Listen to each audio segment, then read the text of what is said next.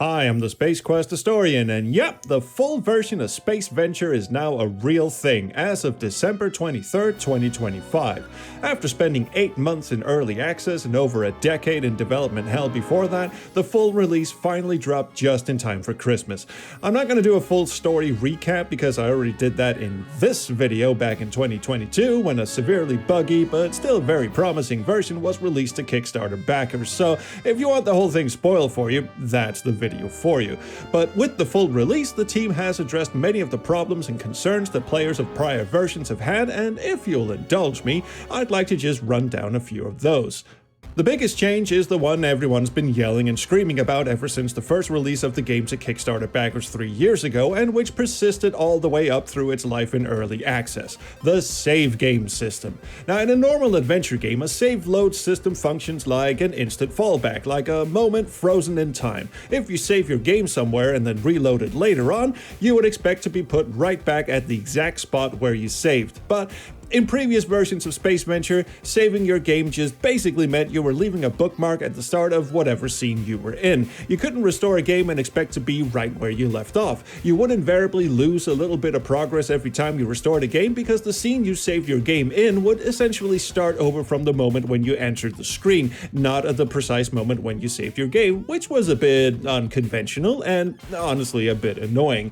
And the reason for why it was the way it was is because the team, somewhat foolishly in hindsight, put off implementing a proper save load system until they were way deep into development, something that, as it turns out, and has been pointed out by many other game developers, is one of the first things you should do when making a game from scratch in an in-house developed engine, because Unity doesn't apparently have a way to just dump the current game state to a save file. You have to program that shit in manually, and by the time the team realized this, it was too late. Programming a proper save load feature into a game that was nearly complete was such a monumental task that it was deemed impossible, and thus the widely reviled scene start save feature was implemented instead. But people hated it so much, and if I'm being honest, rightfully so, if perhaps a little too vocally intense at times, that one of the programmers, Tyler Drinkard, decided that enough was enough and set out to fix it once and for all. He said as much when I hung out with him in Portland in October last year at the Retro Game Expo, and at the time I was, shall we say, somewhat skeptical that he'd be able to pull it off given what I'd heard from the team in the past.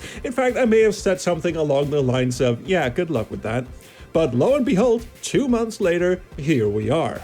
Now, there are still some scenes where the new save load system isn't implemented, but those are very few and far between. Stuff like flying around the Interstellar Freeway and fixing Rooter with the microscope nanites where you can't get to the game options anyway, along with a few sections of the game where there was so much scene-specific custom code that it just wasn't possible, like when Ace is floating around inside the escape pod fixing the air filter, or the Andromicon convention floor. But for the vast majority of the game, saving and restoring your game now works exactly as you'd expect it to. Merry fucking Christmas.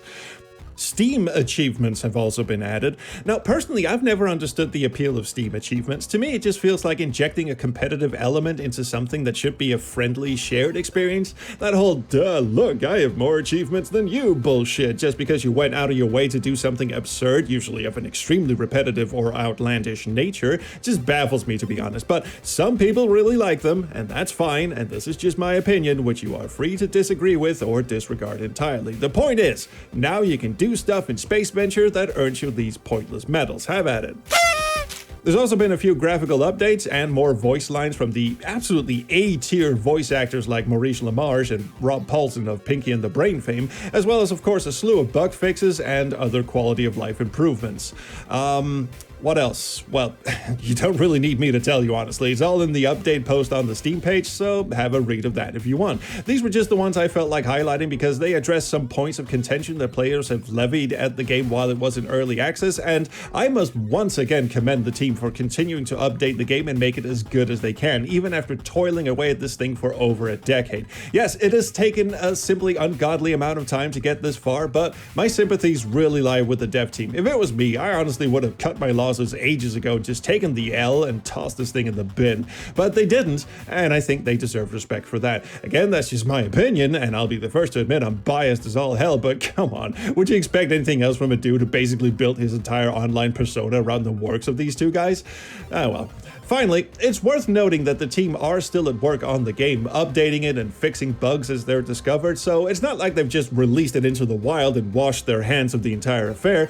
There's still the matter of porting the game to other platforms and getting all the physical rewards shipped out to backers, which at the time of making this video is still an ongoing process. But I'm happy to finally report that Space Venture is now officially released. What you think of the final game is up to you, but if you're anything like me, you'll probably find a great sense of relief and a not insignificant feeling of vindication in being able to finally say that. Oh, and the soundtrack still slaps, by the way. As you may or may not know, the team tapped Ken Allen, composer of many legendary Sierra titles like King's Quest V, The Colonel's Bequest, and of course Space Quest IV, as well as other games like, and you're not going to believe this, Descent. Yeah, that Descent. And Clay Fighter 2. Yeah, I know. Anyway, alongside the release of the full game, Ken has also released the official soundtrack. Now, if you buy it from his website, you not only get the full soundtrack, but also a handful of bonus tracks and alternate versions that didn't make it into the final game. There's a link to that in the description below. Well, I think that about covers it. If you haven't played the game yet, let me reassure you that it has all the charm, wit, and snarky absurdity you'd expect from the classic Space Quest games of yesteryear, and I still enjoy playing it even after having finished it about 1,000,000 times throughout its many years of development. So, take that as you will, and I'll see you around the Chrono Stream. Bye-bye.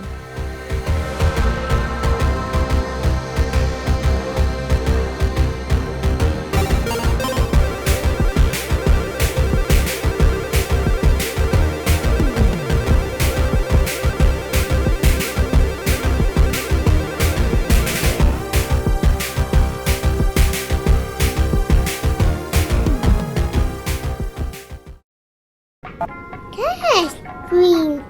Chrono Stream. Yes, See you around the Chrono Stream. chocolate tree. See you around the Chrono Street. Bonus tree.